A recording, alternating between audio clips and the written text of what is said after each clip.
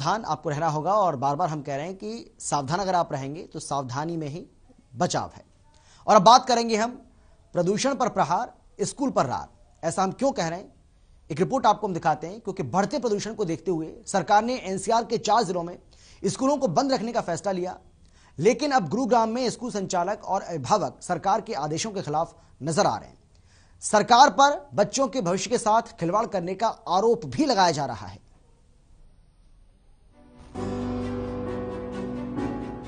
Delhi NCR में लगातार बढ़ रहे प्रदूषण के चलते हरियाणा सरकार ने एनसीआर के 4 जिलों में एक बार फिर स्कूल बंद करने का निर्णय लिया है, लेकिन अभिभावक और स्कूल संचालकों को स्कूल बंद करने का फैसला खटक रहा है। स्कूल बंद करने के खिलाफ गुरुग्राम में स्कूल संचालकों ने मिलकर प्रेस कॉन्फ्रेंस की और सरकार पर निशाना साधते हुए कहा कि सरकार धरातल पर काम करे, न कि स्कूल बंद, क्योंकि बार बार स्कूल बंद होने से बच्चों की पढ़ाई पर बुरा असर पड़ रहा है।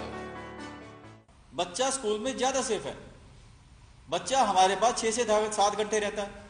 7 घंटे वो एक कॉम्पैक्ट एनवायरनमेंट में रहता है, बंद है बिल्कुल, वो बाहर से कोई पोल्यूशन नहीं आ सकता। लेकिन अगर बच्चा घर नहीं जा रहा है, स्कूल नहीं जा रहा है और बच्चा घर पे है, तो पूरा दिन वो बाहर ग्राउंड में खेलता है, गलियों में घूमता है। ये हमने देखा कोरोना टाइम में। उसके साथ साथ उसके माँ बाप उसको मार्केट में घुमाने लेके जाते हैं और एक्टिविटीज करवाते हैं। यानी क्या बच्चा सेफ है? ये सोचने की जरूरत है। जो नीति निर्माता है हमारे देश में वहां बैठे हैं, वो किस लॉजिक के साथ ये काम कर रहे हैं। वहीं अभिभावकों ने कहा कि बच्चे ऑनलाइन क्लासेस में पढ़ाई नहीं कर पा रहे, जिससे न सिर्फ बच्चों का डिसिप्लिन खराब हो रहा बल्कि उनकी सेहत पर भी असर पड़ रहा है। इस सरकार को सोचना चाहिए। जैसे कि सरकार ने ये फैसला लिया है कि पोल्यूशन को देखते हुए स्कूल बंद कर दिए जाए, लेकिन स्कूल बंद नहीं होने चाहिए। सरकार को कुछ गाइडलाइंस के साथ बंद करने चाहिए थे। जैसे कि कुछ जैसे कोरोना में हमें मास्क, सैनिटाइजर एक गाइडलाइंस दी गई थी कि उसको यूज करें, तो पोल्यूशन में भी कुछ गाइडलाइंस देके ही बच्चों को स्कूल भेजने का हमें एक तरीका बताना चाहिए था कि बच्चों को कि कवर्ड एरिया में रखो, तो हम कवर्ड एरिया में स्कूल वाले रखते और खेल में मत भेजो, ये वाले यूज कर सकते थे। लेकिन एज ए मैं मदर के अकॉर्डिंग बोलूंगी, मेरे बच्चों की जो पढ़ाई पे असर हुआ है बहुत बेकार। बढ़ते प्रदूषण के मद्देनजर सरकार ने एनसीआर के 4 जिलों गुरुग्राम, फरीदाबाद, सोनीपत और झज्जर जिले में स्कूल बंद करने का फैसला किया है। वहीं अब गुरुग्राम में स्कूल संचालकों ने सरकार के फैसले पर नाराजगी जताते हुए कहा कि सरकार पहले स्कूल संचालकों के साथ राय मशवरा करे, विकल्प तलाशे, क्योंकि स्कूल बंद करना समस्या का समाधान नहीं है। गुरुग्राम से हर खबर के लिए मोहित कुमार की रिपोर्ट। तो बिल्कुल सरकार के इस फैसले को लेकर तमाम तरह के सवाल स्कूल संचालकों की ओर से उठाए जा रहे हैं। खासतौर पर निजी संचालक लगातार इसका विरोध कर रहे हैं। उनका यह कहना है कि प्रदूषण के चलते अब स्कूलों को बंद कर दिया गया है। इससे पहले कोरोना के चलते स्कूल लगातार बंद चल रहे थे और इससे न केवल छात्रों को दिक्कतें हो रही हैं, इससे हमें भी दिक्कतें हो रही हैं। हमें आर्थिक नुकसान भी झेलना पड़ रहा है और इसके साथ ही बच्चों की जो पढ़ाई है वो भी इससे बहुत ज़्यादा प्रभावित हो रही है और इसीलिए स्कूलों को प्रदूषण के चलते बंद करने का जो फैसला है वो उनको रास नहीं आ रहा है। हालांकि देखिए, सुप्रीम कोर्ट ने भी इस पर संज्ञान लिया था और सुप्रीम कोर्ट की ओर से यह कहा गया था कि भाई जो बड़े हैं वो वर्क फ्रॉम होम कर रहे हैं, लेकिन जो बच्चे हैं वो स्कूल जा रहे हैं। हालांकि दिल्ली सरकार से सवाल किया था, लेकिन क्योंकि हरियाणा सरकार भी इस पूरे मसले को लेकर कोर्ट के अंदर पक्षकार थी और इसीलिए हरियाणा सरकार से भी जवाब तलब किया गया था सुप्रीम कोर्ट की ओर से कि आप बताइए, आप इस पोल्यूशन पर कंट्रोल करने के लिए क्या कुछ कदम उठा रहे हैं, आप किस तरीके से आने वाले समय में पॉल्यूशन को कंट्रोल करेंगे, एयर पॉल्यूशन में पर किस तरीके से आप काबू पाएंगे। तो सवाल जवाब हरियाणा सरकार से भी हुए थे। तो इसीलिए इसमें अगर सिर्फ आप ये कह रहे हैं कि सरकार की ओर से ये फैसला लिया गया, तो ऐसा बिल्कुल भी नहीं है। इसमें सुप्रीम कोर्ट के आदेश पर सरकार ने यह फैसला लिया है, क्योंकि सुप्रीम कोर्ट इस पूरे मसले को लेकर बहुत ज्यादा गंभीर था और जिसके बाद हरियाणा सरकार को भी यह फैसला लेना पड़ा। गुरुग्राम में जहां एक तरफ स्कूल संचालक और पेरेंट्स स्कूल खोलने के फैसले पर सरकार को पुनर्विचार करने की सलाह दे रहे हैं, तो वहीं दूसरी तरफ सोनीपत में स्कूल बंद करने के आदेशों की धज्जियां उड़ाई जा रही हैं। एक रिपोर्ट हम आपको दिखाते हैं, आप देखिए। बढ़ते प्रदूषण और सांस लेने में तकलीफ के बाद शासन प्रशासन ने एनसीआर के 4 जिलों में स्कूल बंद करने का फैसला किया, लेकिन सोनीपत में निजी स्कूलों की मनमानी सामने आई है। जहां खुलेआम निजी स्कूल संचालक जिला उपायुक्त के आदेशों की अवहेलना कर रहे हैं। सोनीपत में निजी स्कूल खुल गए हैं और स्कूल की बसें सड़कों पर दौड़ रही है। स्कूल बंद होने के बाद भी अभिभावक अपने बच्चों को रोज स्कूल भेज रहे हैं, तो वहीं दूसरी तरफ सोनीपत में बढ़ते प्रदूषण के लिए स्कूल बसों का भी पूरा योगदान माना जा रहा है। निजी स्कूलों में बच्चों को लाने ले जाने के लिए लगाई गई बसों की न तो जांच की जाती है और न ही अधिकारी इस मामले में संज्ञान लेते हैं। बस धड़ल्ले से स्कूल बसें दौड़ते रहती हैं और सरकार के आदेशों की धज्जियां उड़ाई जाती है। हर खबर के लिए सोनीपत से संवाददाता लाजपत की।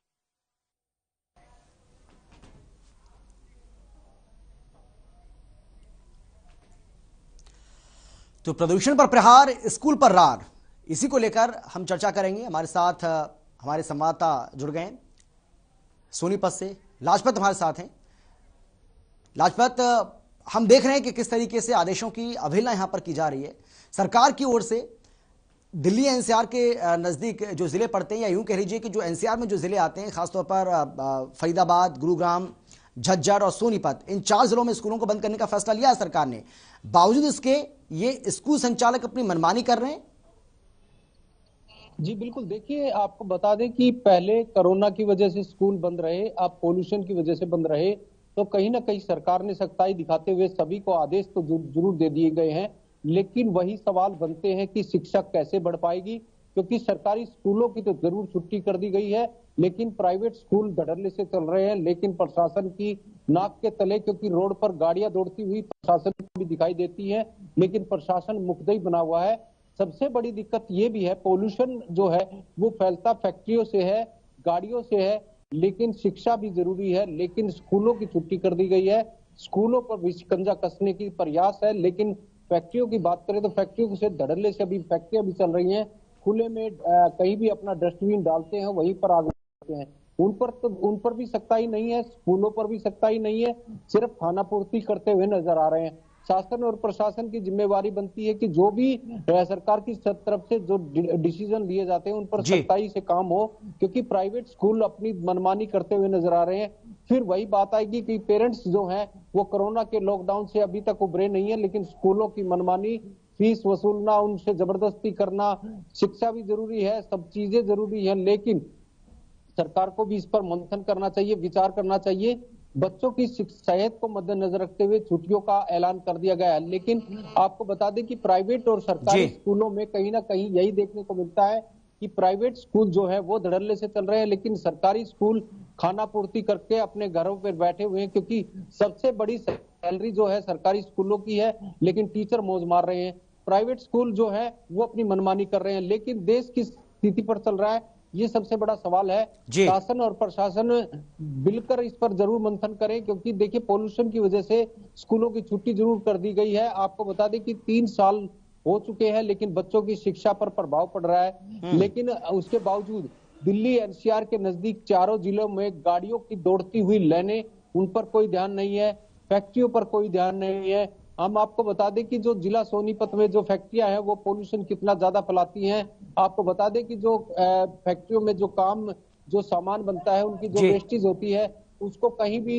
रबड़ है, केमिकल है, वो कहीं भी डालते हैं, उनमें आग लगा जाते हैं, प्रशासन उस पर ध्यान नहीं देता।